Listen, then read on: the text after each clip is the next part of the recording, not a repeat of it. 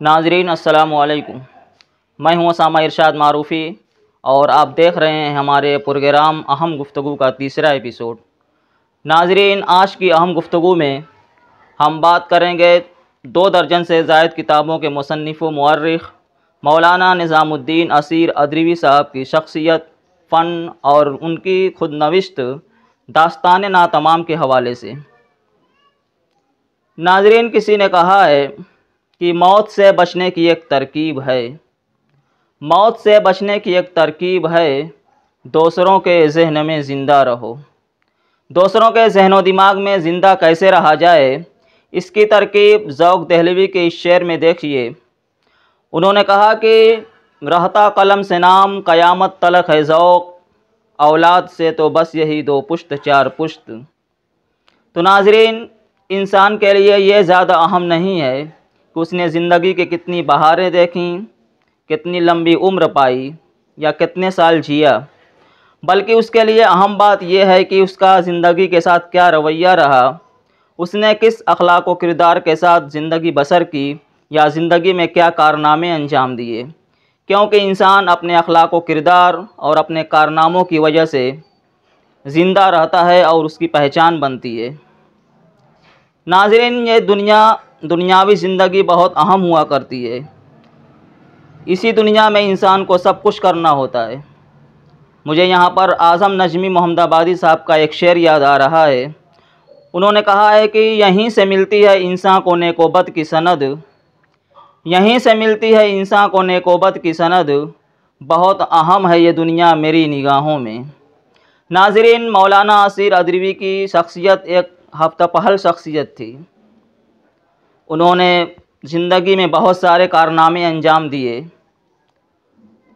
اسیر صاحب اپنی تصنیفی اور تالیفی زندگی کے حوالے سے یا تصنیفی کارناموں کی وجہ سے وہ ہمیشہ تاریخ کے صفحات اور لوگوں کے ذہن و دماغ میں زندہ رہیں گے۔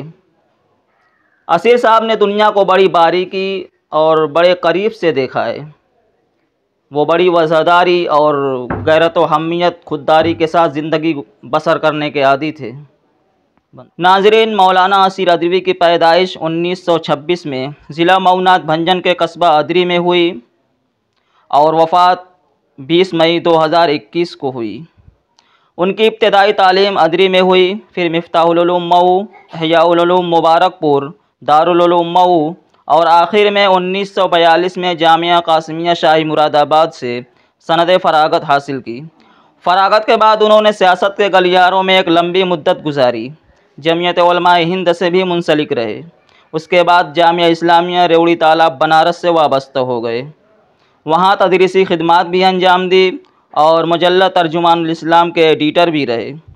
اس دوران انہوں نے تقریباً 25 معیاری کتابیں تصنیف کیں، جن میں معاصر شیخ الاسلام، تحریک آزادی اور مسلمان، غار حرا سے گنبد خضرا تک، جنگ آزادی میں مسلمانوں کا کردار، تاریخ جمعیت علماء ہند، شرح دیوان متنبی، کاروان رفتہ، فن اسماء الرجال، داستان ناتمام اور مولانا قاسم نانوتوی حیات اور کارنامے وغیرہ شامل ہیں۔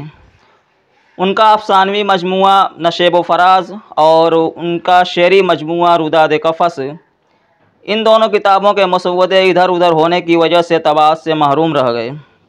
ناظرین، داستان ناتمام۔ داستان ناتمام مولانا اسیر ادریوی کی خود نوشت سوانح ہے۔ یہ ایک ایسی خود نوشت سوانح ہے جس کا شمار اردو ادب کی بہترین خود نوشتوں میں ہوتا ہے۔ اس کتاب میں پھولوں کے چمنزاروں سے گزرنے کے واقعات بھی ہیں اور خاردار وادیوں سے الجھنے کی داستانیں بھی ہیں، بچپن کی شوخیاں بھی ہیں اور عہد شباب کا جوش و خروش بھی ہے، رنگ و بو برستے ہوئے موسم کی بہار کے ساتھ حقیقت شناسی بھی ہے۔ اسیر ادریوی صاحب نے اس کتاب میں بلا کم و کاست حالات و واقعات اور زندگی کے نشیب و فراز کو نہایت ایمانداری اور سچائی کے ساتھ تحریر کیا ہے، اور بہترین خود نوشت وہی ہوتی ہے جس میں سچائی اور ایمانداری سے کام لیا جائے۔ یہ کتاب ادب کی بھرپور چاشنی کے ساتھ دلچسپ انداز میں لکھی گئی ہے۔ مطالعے کے دوران ہم اس کتاب میں اس طرح کھو جاتے ہیں جیسے بچے بھرے بازار میں کھو جاتے ہیں۔ منورانہ کا ایک شعر ہے، کہ ہم کچھ ایسے تیرے دیدار میں کھو جاتے ہیں، ہم کچھ ایسے تیرے دیدار میں کھو جاتے ہیں جیسے بچے بھرے بازار میں کھو جاتے ہیں۔ ناظرین، مولانا اسیر ادریوی سے ملاقات میری 2015 میں ہوئی۔ ملاقات کا سبب بنی داستان ناتمام۔ داستان ناتمام کے مطالعے کے بعد میں بے حد مشتاق ہوا کہ میں اس عظیم شخصیت سے ملوں جس نے اتنے معیاری تصنیفی کارنامے انجام دیے ہیں کہ میں ان سے ملاقات کروں، ان سے بات کروں اور ان کا دیدار کروں۔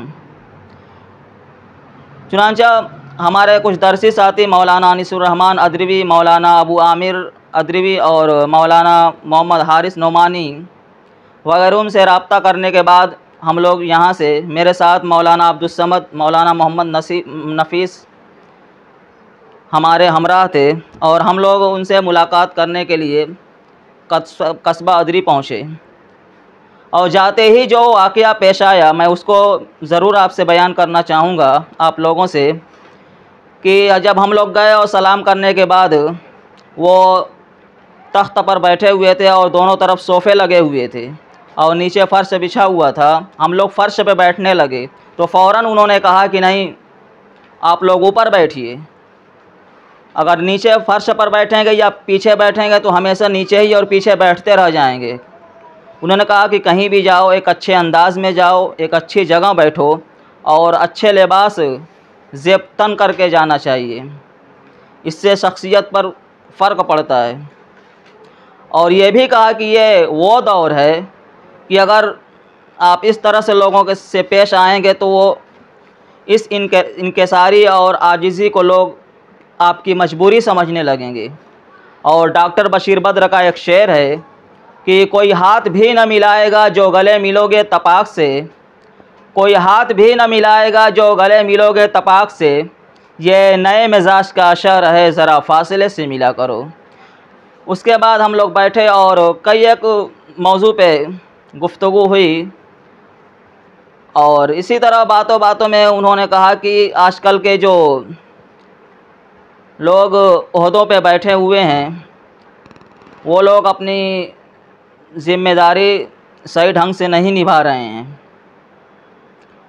اگر ان کو صحیح ڈھنگ سے اپنی ذمہ داری نہیں نبھانی ہے تو عہدے کو چھوڑ دینا چاہیے، کرسی سے اتر جانا چاہیے۔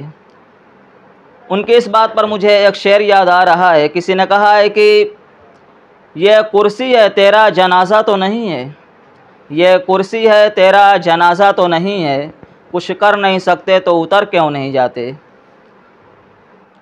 تو ناظرین، مولانا اسیر ادریوی ایک فعال اور متحرک قسم کے آدمی تھے، لیکن وہ اب ہمارے درمیان نہیں رہے۔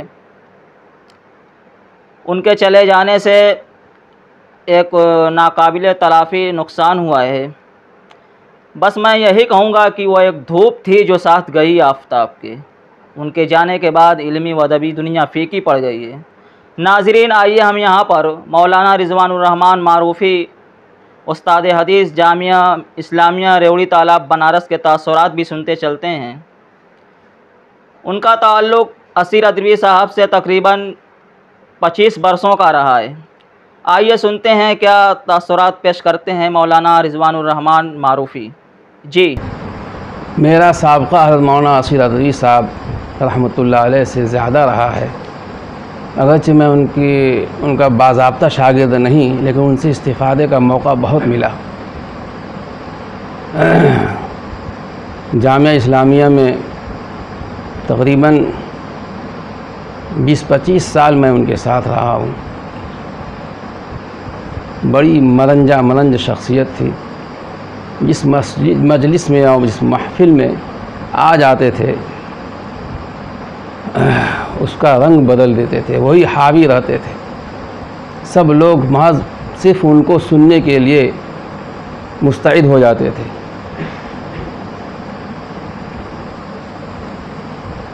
مولانا اسیر صاحب رحمۃ اللہ علیہ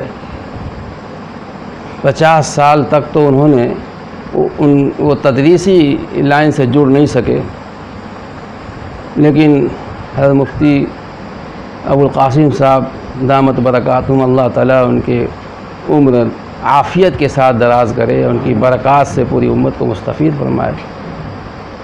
ان کی نگاہ حضرت مولانا اسیر صاحب رحمۃ اللہ علیہ پر پڑی کہ یہ کام کے آدمی ہیں، تو ان کو جامعہ اسلامیہ میں لے آئے۔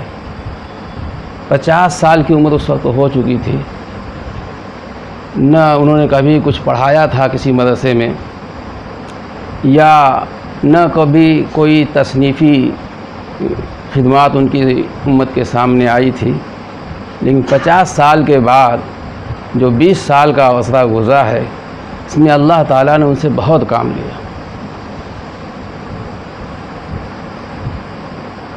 جامعہ اسلامیہ میں آنے سے پہلے وہ جمعیت دفتر میں بہت دنوں تک رہے، اور جنگ آزادی کے وقت بھی یہ لوگ نوجوان تھے، اور اس وقت ہر جلسے میں جانا، شاعری کا بڑا شوق تھا، اشعار کہتے تھے اور جلسوں کی زینت میں اضافہ کرتے تھے۔ لیکن جامعہ اسلامیہ آنے کے بعد شاعری سے تعلق ان کا کچھ کم ہو گیا تھا، اگرچہ اشعار کہتے تھے، لیکن ان کا جو ہے رخ تصنیف و تالیف کی طرف بڑھ گیا۔